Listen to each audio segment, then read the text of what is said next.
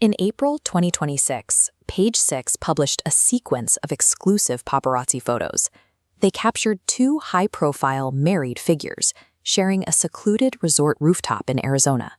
One of them is Mike Vrabel. He is the head coach of the New England Patriots, leading a $9 billion franchise that he just took to the Super Bowl. He commands immense power in the league and brings home an estimated $15 million a year. The other is Dianna Russini.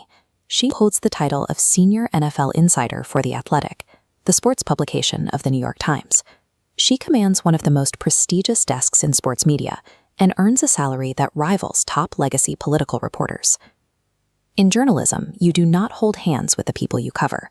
A romantic entanglement between a team's top decision-maker and the reporter assigned to scrutinize him immediately compromises the integrity of both their careers. The traditional standard of reporting relied on clear boundaries. You maintained a strict professional distance from your subjects to guarantee your coverage remained objective and untainted by personal bias. Modern sports media operates on a completely different model. It runs on the access economy. If you lack extreme proximity to players and coaches, you don't get the insider scoops, and you fail at your job. This chart shows the direct financial result of that system. The monetary rewards for securing proximity are massive. Top sports insiders pull in salaries that eclipse those of legendary national news anchors, purely because they can text a coach and get an immediate reply. Russini explicitly outlined this pressure right before the Super Bowl. She recalled a head coach warning her, early in her tenure, that her competitors were calling him constantly. He told her point blank that she would drown unless she became highly aggressive. When an entire industry writes its largest checks to the people who get closest to power, the ethical lines get blurry by design.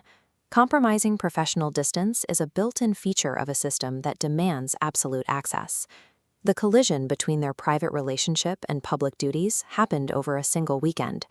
On Friday, March 27th, Vrabel was officially on the clock, attending a scouting event at Arizona State University in Tempe. By Saturday morning, the geography shifted. The pair traveled 125 miles north to the Ambiente in Sedona, an exclusive adults-only boutique resort where bungalows cost up to $2,160 a night. According to Page Six spies, their Saturday included breakfast on the patio, an hour and a half lounging in a hot tub, and an evening spent on a private bungalow rooftop. Photos captured them weaving their fingers together and briefly dancing at sunset. Both parties insist they were traveling with friends. However, 3 separate eyewitnesses at the hotel contradicted that claim, explicitly telling reporters that the coach was entirely alone with the reporter. The very next day, they were both back to work. Vrabel drove to the Biltmore Hotel in Phoenix for the NFL Competition Committee meetings. Russini arrived at the exact same location to cover those meetings.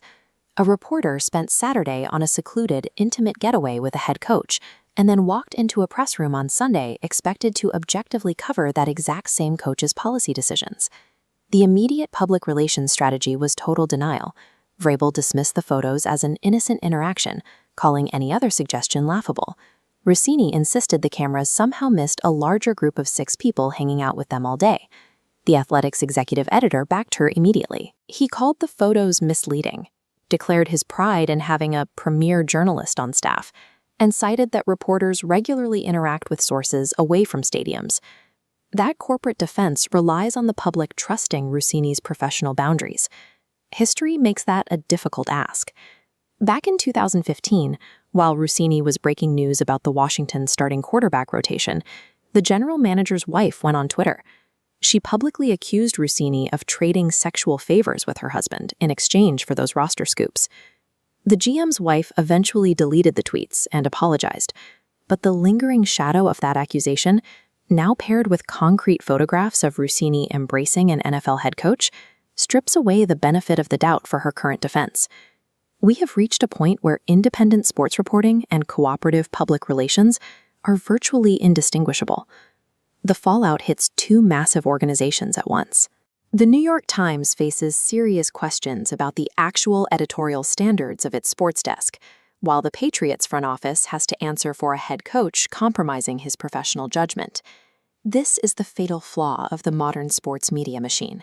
It forces reporters to become active, deeply embedded participants in the exact ecosystems they are paid to audit.